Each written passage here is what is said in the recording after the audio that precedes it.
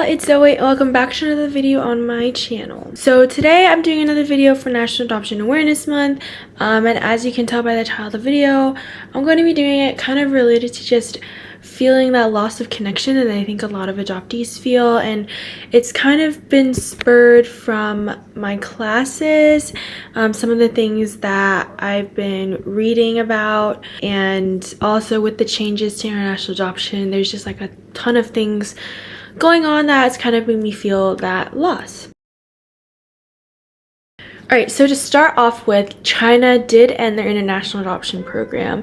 This was early September, and I did make a separate video about that if you want to go and watch that. Definitely made me feel like a loss of connection to my birth family, in the sense that even though it happened so long ago, like there's still not a lot of clarity on what's gonna happen now, and so it's hard to know how that's gonna affect birth parent searching and heritage searching and just being able to access all of my records. And so that's definitely made me feel a really large loss there. So yeah, that has been a major factor. So just thinking about how we might be perceived now that it's been closed down. So like, will we be thought of as like special commodities almost because like we were adopted before it closed, or like how exactly will we be portrayed? So that's been going through my mind a lot.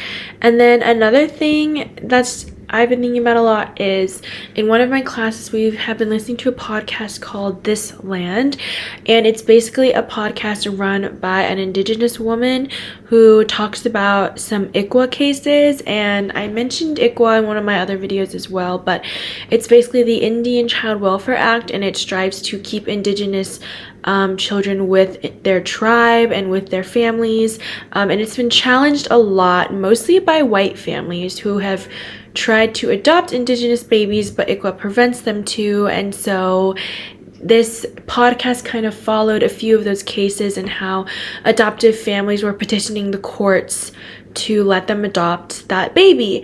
And so one of the last episodes that we listened to, it was about an indigenous child who had been adopted by a white family. I think this might have been before ICWA, and she was going back to her tribe. So she went back to her tribe, and when she went to go visit them, she was listening to this song that they were singing. They usually sing it for like the veterans, and she was saying like we should have a song for the adoptees who have gotten adopted by white families and come back to visit their tribes. And when she was just talking about like her story and going back to her tribe, I was just like wow, like I can only imagine what it feels like to go back to a tribe, to go back to your connections and those like blood relations, and just like how wonderful that can feel for you. And then there's something that she said. She said, those kinds of moments just take years off your spirit. That's heavy of my adoptive mom telling me they didn't want you. They didn't want you at all. That's why you're here with me. I wanted you. They didn't want you. They threw you away. I just remember we were visiting at one point. We just sat there for the afternoon, and he said, you know, your mother loved you. She was a good woman. And I just said, she struggled? And he goes, yeah, she struggled some, but she loved you. Sorry, that was my cat. So just thinking about that, and like thinking about how, you know, yeah, it is a, oh man, I really need to cut her claws. Just thinking about like, it is a wonder like why we were given up. Like, was there a struggle? Like, why didn't they want us for like necessarily? So just being able to like hear that conversation from her, and then like hearing the story of her being able to go back, it's made me think a lot about my own experiences and how I don't have that feeling. And like, yes, I've gone back to China, but it's never to see family like that. And so just being able to, for her to have that connection, like I think that's something really great. And I think that's something that a lot of adoptees kind of want. They want to be able to have that connection.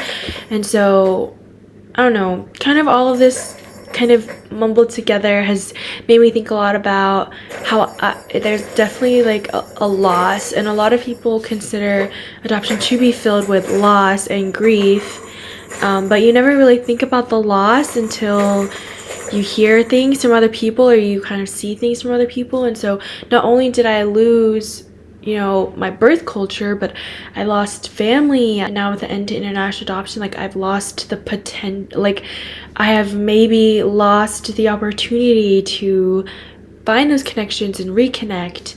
And like, yes, I've done things here to kind of find that birth culture. Like I go to Chinese classes, I've been to heritage camps, so it's like in that sense, like I have made like in that sense I have been able to be kind of surrounded by it, but it's not the same as growing up in it. And I think a lot of times in Taiwan, I was thinking about a lot about that too, was like observing all of these kids like on a more cultural level, like thinking about language, thinking about their schooling, their education, about their families, their homes, like just living in that neighborhood, what it's like for them, how they're developing these ideas of culture that are so different from Western ideas. And while I am loving my life here, and I try my best to kind of, you know, take part in my heritage the best way I can, there's still always that loss. And I think hearing the stories from the podcast and thinking about the impact that this change in international adoption will have for everyone just kind of really puts it all together for you. So yeah, that's just been something that I've been kind of thinking about recently. So if you've also been thinking about that, or if you struggle with that loss and that grief, just know you're not alone. It's a very common emotion, but I feel like people might not always talk about it all the time. So yeah, that's kind of what I wanted to sit here and talk about today. So if you also feel that way, feel free to comment it down below. And yeah, I guess that's all. And I think my cat wants to be fed now, so I will see you all in the next video. Bye.